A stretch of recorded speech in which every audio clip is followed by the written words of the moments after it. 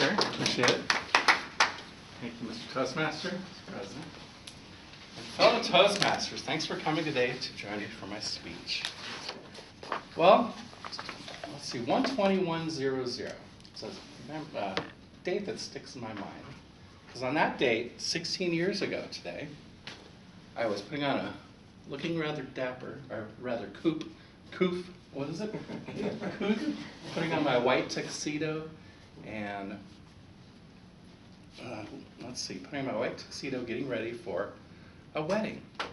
Along with my white tuxedo, I was also lacing up my hiking boots. Hiking boots for a wedding? So we'll get back to that. Before I get back to that, I want to talk a little bit about my true love and how we met. Like I said, it was about 20 years ago when we first met. I was a chef. I'd been a chef at the Phoenician Resort for a good 10 years, and I was kind of winding down in that career. I thought that was my career. I was going to be a chef the rest of my life. But what I learned from it is you have to love it. To really make money at it, you have to love it. It has to be your life. And that wasn't my goal. My goal was to make myself happy, make people happy. And I wanted to have a life. I wanted to have a family. And I wanted to have weekends that weren't Tuesday and Wednesday. So I went back to school, went back to ASU, and found a major called Supply Chain Management. And it's part of purchasing logistics and similar to what we do here. Moving trucks around. And so I switched from cooking out to dry storage. So I was a maintenance manager now. So I did dry storage, food and beverage storage, so it was good. It was part of my major to learn this type of materials management. So I figured that's where I'm going to start working. And that's where I saw her. That's where I saw my goddess. Walking up the dock one day, all dressed to the nines, and she had worked at the salon down by the spa. So all we call them the salon girls and the spa girls. And well, I was a dock guy, so I had to be, let's see. But that's when I saw her walking up, and I had been working out in the dry storage. Dry storage, we handled the paper, moved paper around the company, gave them the dry goods, the non-food paper goods, and we also did the shipping. So she would come up and bring little packages because we'd have guests that would want things shipped to their homes or gifts that they would send out. Because this was a Phoenician. This was back when it was 5-star, and it was a very couth place. a lot of money there, going in and out of there. So then, one day, about a week later, I saw Elizabeth walk up, and she was wearing a spa uniform.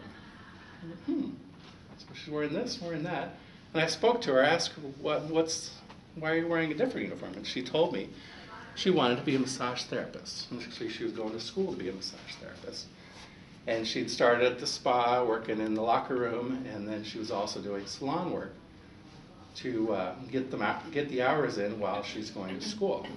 And I thought, wow, what a great thing. It was a coincidence because the massage therapist I was going to, and in that job, it's very physical. So I was going to a massage therapist about once a month, and she had happened to be moving to Hawaii, the one I was going to. So I asked her, I said, Elizabeth, do you do outside massage? And she said, yes, I do. It's perfect because I need hours. They have to have so many hours before they can get licensed. And she said, yeah, come on by, we'll set something up. And so I set up my first appointment. And after one of the best massages I ever had,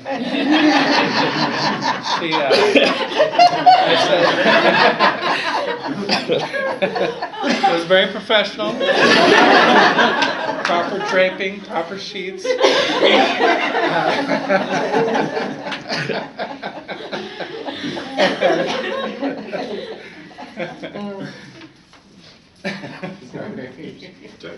That just threw me out.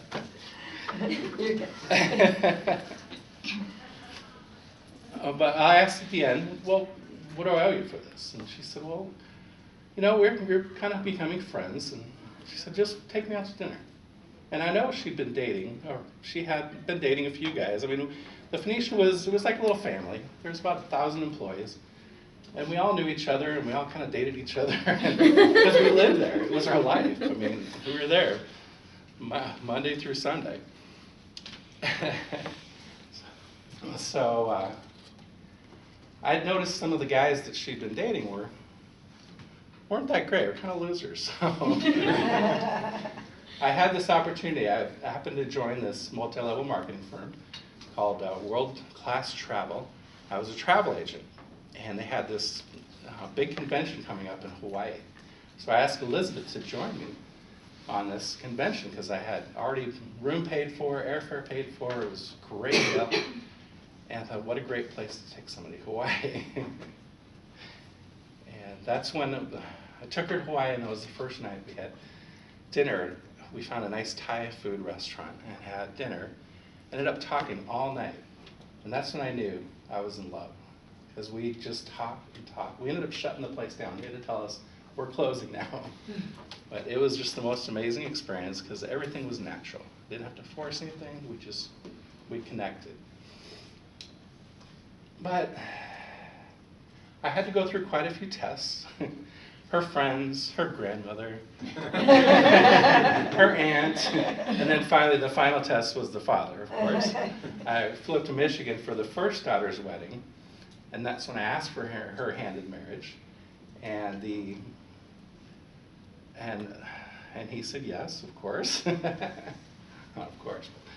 He was very happy, very excited, and especially since that was his second daughter, he wanted to get all of his. He had 3 daughters. So.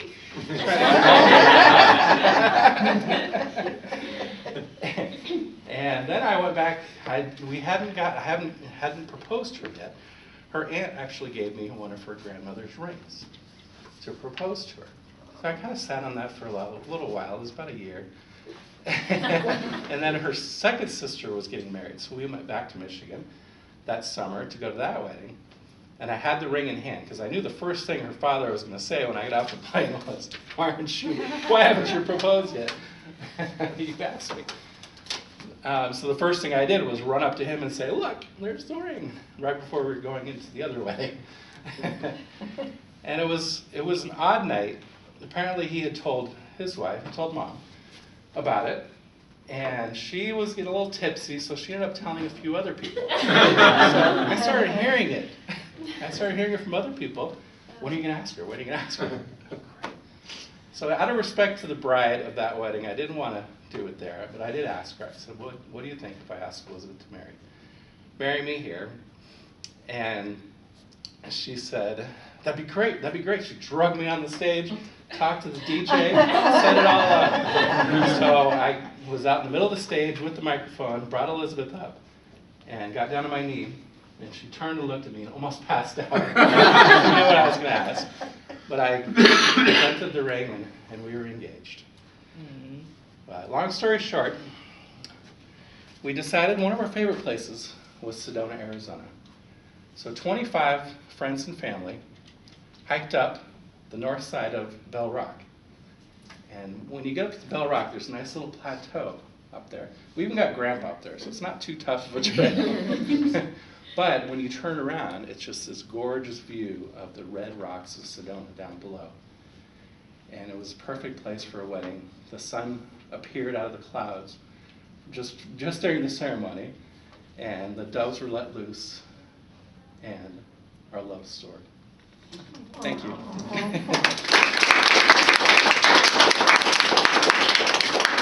job. Well, I really enjoyed that, Shawn.